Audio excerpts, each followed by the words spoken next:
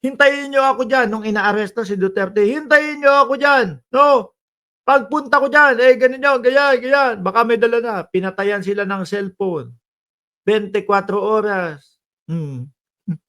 Baka daw kulitin kasi na sumama sa ICC, ayaw niya yun. Ayaw niya nga na pag-uusapan yun. Di ba? 24 oras, nagpatay ng cellphone. Pagbalik ko, nakita na, nag-live pa. Nagle-lechon na ho. Hindi mo alam kung nagse-celebrate doon sa pagkaka-aresto ni dating Pangulong Duterte. Dahil ho, mga kababayan, napalitan niya, no, ng Senate President at yung hindi po marunong sumunod doon sa konstitusyon ng Pilipinas ay pinalitan. Ngayon, dahil alam nila na kung paano saktan si Senator Tito Soto, pero tingin ko hindi naman ho tinablan eh. Parang gusto nila sabihin na ginagawa niyong noon time show ang Senado.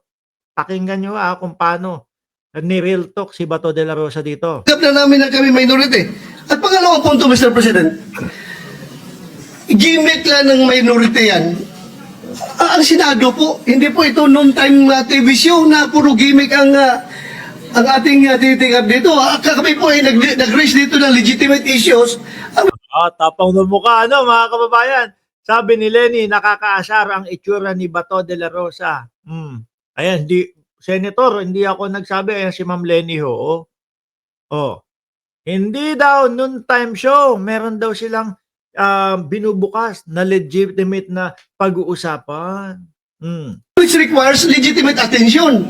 So, Mr. President, ako po'y nalulungkot, which brings me to my parliamentary inquiry, Mr. President. Kasi ang gusto nila, palitan na naman yung Senate President. No, ang ilagay si Alan, Boy, Peter, Cayetano, mga bossing, no? Yung nangako si Boy 10K.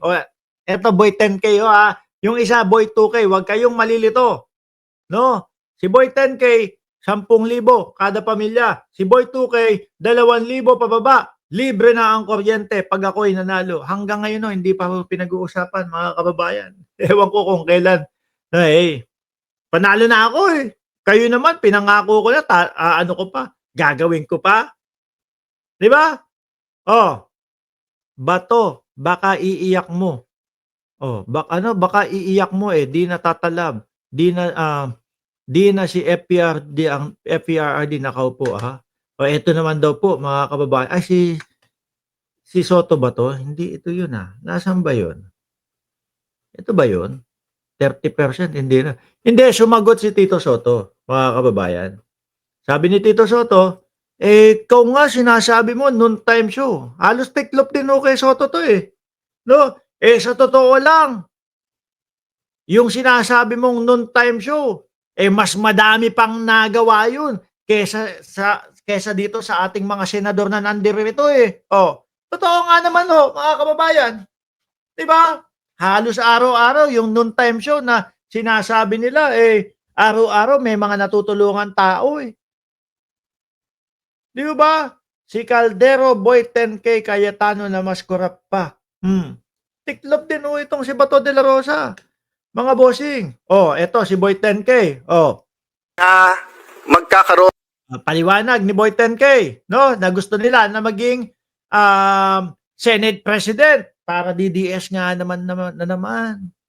Wala Sila tablado na mga kababayan. Sa 24 sa atin dito, baka si Lito Lapid lang ang ayaw maging Senate President. Opinion, I agree with you, Mr. Senate President. Dapat hindi balat sibuyas, dapat hindi hindi ka pwede, Marcoleta. Burat sibuyas daw kasi si Marcoleta, mga kababayan. Di ba? Onion skin. Yun yung ibig sabihin ng balat sibuyas. Si Marcoleta, ganun, pikunin mga bossing. Asarin mo, kita mo, inasar ni Vice Ganda, ang bilis hong napikon, mga kababayan, galit agad. Eto po, ganito, ganyan, nagsusumbong doon sa Net 25. Pag na Senate President, hindi daw pwede, burat sibuyas. Tuloy. natamaan. Nabanggit nyo, devious, ibig sabihin, makademonyo, yung plot na magkakaroon ng bagong Senate President. Sila naman talaga kasi yun Una, ang nagbanggit na mag-ingat sa coup ay kasama nyo sa majority nung Thursday dito, hindi kami sa minority. Pangalawa, 2007 pa ako nandito sa Senado, wala pa akong nakitang minority dito na ayaw maging majority. Oh, okay. Sige. Si Coco Pimentel, tuwan-tuwa sa magiging minority, pero gusto niya maging majority at gusto niya maging Senate President. Okay. Sa 24 sa atin dito, baka si Lito Lapid lang ang ayaw maging Senate President.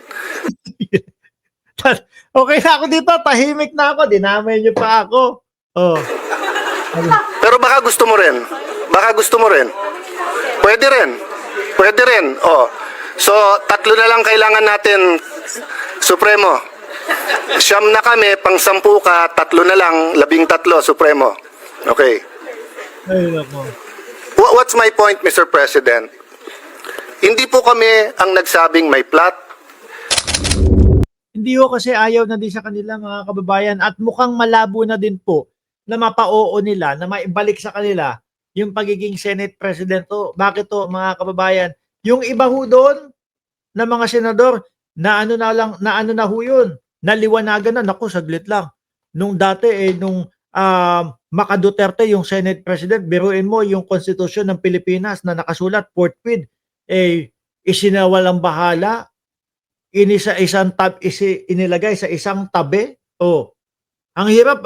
Tinatanong ako ng mamamayang Pilipino, ano daw ang pagkakaintindi ko doon sa forthwith? Hindi ko masagot. Baka ganun yung sinasabi. At ayaw na nilang malagay doon sa sitwasyon na ganun. Di ba?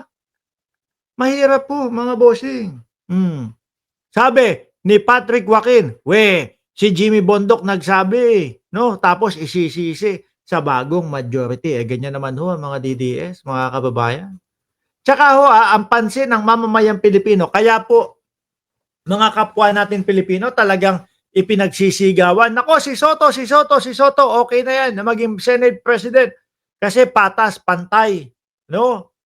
Kasi doon sa inyo, lalo na yung Blue Ribbon Committee na itinalaga, si Marcoleta, bias na bias.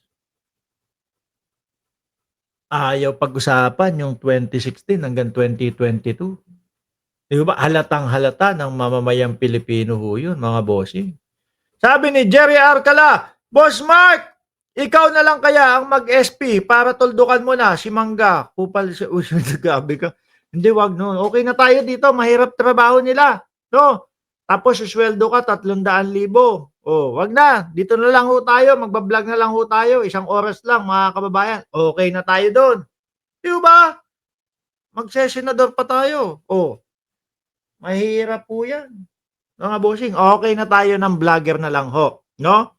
Wala na akong ibang mas gustong marating kundi maging vlogger ho. Kaya okay na ako dito. Okay na ako dito. 1 oras magsalita, 1 oras magpaliwanag. So yan na. Tapos ang di ba?